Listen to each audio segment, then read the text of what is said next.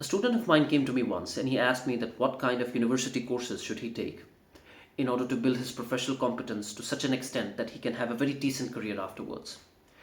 And I told him that he could take any kind of courses he wanted, but what I wanted him to do was to take a sales job within a car dealership or an insurance company. What I meant by that was that either he should try to sell some high ticket products like a car, or he should try to sell life insurance because there is a very high social bias towards life insurance within the conservative communities like Pakistan. Like, it's not easy to sell life insurance within Pakistan, especially within those sections of the society which are highly religious. And he was shocked by the fact that I was suggesting that. And he became really hesitant. And then he told me that he was afraid that he couldn't do that because his father would not allow him to do that.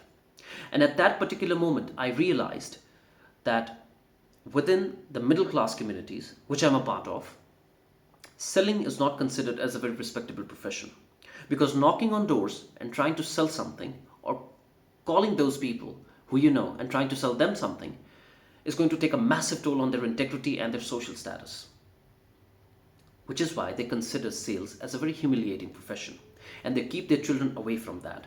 They want them to have permanent jobs with fixed amount of hours, with fixed amount of salary, and a very attractive title that they can show to their relatives, to the people they're competing against or they're trying to build a relationship with, and tell them and convince them that they're having a very decent life. Now, when parents do that, they're actually depriving their children of the golden opportunity to learn people skills. Now, what do I mean by that?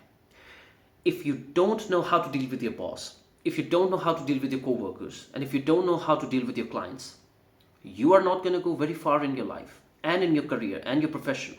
It doesn't matter how good you are within the profession that you have chosen for yourself. It doesn't matter how good you are at performing the tasks which are supposed to be performed and demanded by your occupation.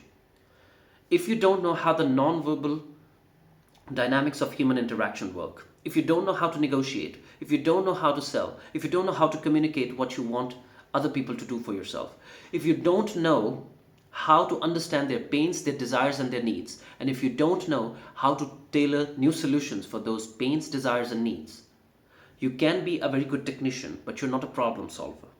And when you're not a problem solver, you're not very valuable to the community. And when you're not very valuable to the community, you're not going to get new opportunities which can be better than the ones that you're having right now. So the most important investment that you can make in yourself, especially if you're in your early 20s, is to learn how to sell. And it's not going to happen just by reading books on that. It's very good to read books on that, but put yourself into those uncomfortable situations where you have to convince other people to buy what you're trying to sell them. If you can do that, if you can learn how to sell, if you can learn how to negotiate, that means that you're working on your social intelligence. And if you're building your technical competence, and along with that, you keep working on your social intelligence for a considerable period of time, you're going to be introduced to opportunities which will blow your mind, and you cannot even imagine them right now. So learn how to negotiate, learn how to sell, learn how to persuade. It can be the best investment that you can make in yourself in the upcoming year.